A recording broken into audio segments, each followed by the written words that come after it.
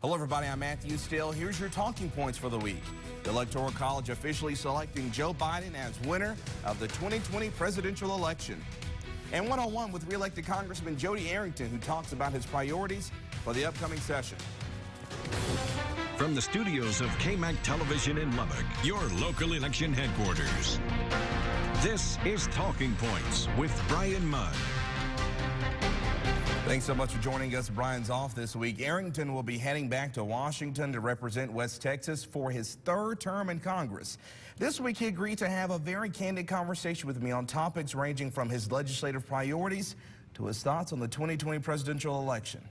The people of West Texas decided you were the man for the job. Once again, you'll be heading back to Washington to serve another term in the U.S. House of Representatives. Your first reaction to that, and what are your priorities when you're back on the Hill this upcoming term? Well, I'm profoundly honored to be the voice for the great people of West Texas in our nation's capital. And, I'd say that my primary mission is to advance the policies that will reflect well on the values of West Texas, and will also support the interest of West Texas. You know, we are the ag and energy production epicenter for the country. We are the food, fuel, and fiber capital for not only the United States, but the world. And that means food security, energy independence, both of which are national security issues. And that gives me a lot of credibility with my colleagues up here. So making sure rural regions like Texas 19 have a place at the table, and that we get the infrastructure investment, whether it's healthcare or highways, and that we have policies in place that support, again, ag and energy and other issues that are important to rural America. Congressman, let's talk about COVID relief. We've heard a lot about it these past couple of days. Of course, this is the last week to really get it done. Talk about what's the status of it. What's your stance on it? What can we expect?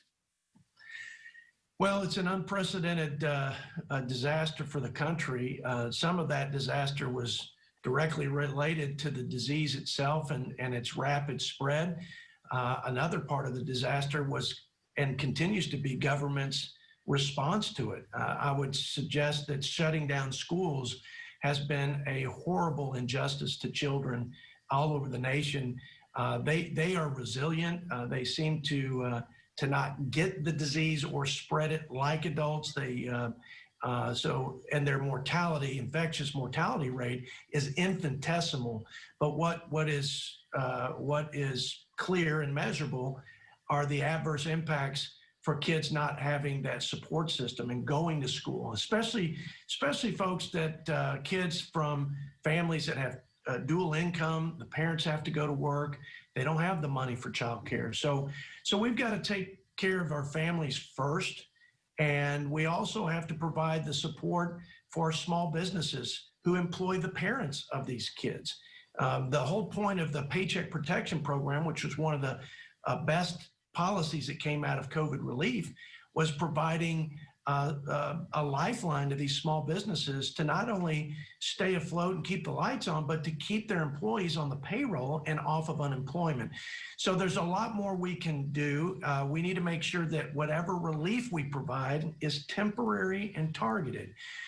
There are lots of politicians that are opportunistic, and they'd like to use taxpayer monies for things outside of COVID. We've seen that over the last several months. I think it's a shameful thing to do, quite frankly. We're not going to bail out cities that were broken in the way they managed their resources prior to COVID. We're not going to bail out union pension funds. We're not going to legalize marijuana. We're not going to do the things in COVID relief that are not relevant to helping our fellow Americans. And I think that's a fundamental principle for me. But there's room to compromise. There's room to negotiate on common ground.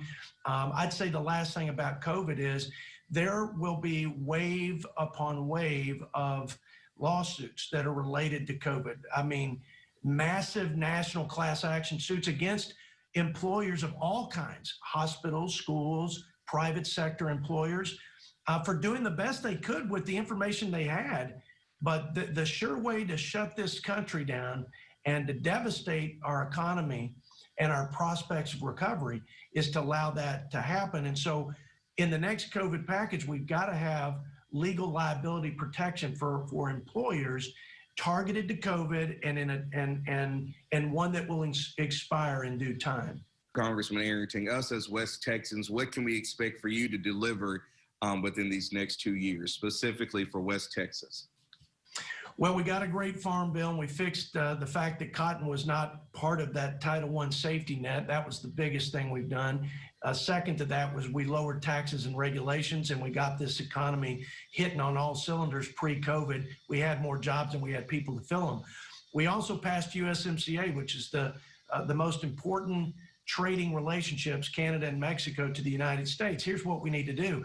We need to build on that and continue to grow the economy. We need better infrastructure, so we need a highway bill. That should be a bipartisan endeavor.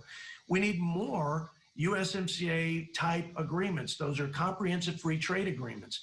We need to hold China accountable. We need to restructure our supply chain. We're way too dependent on China for things that are important to our citizens' safety and our nation's security.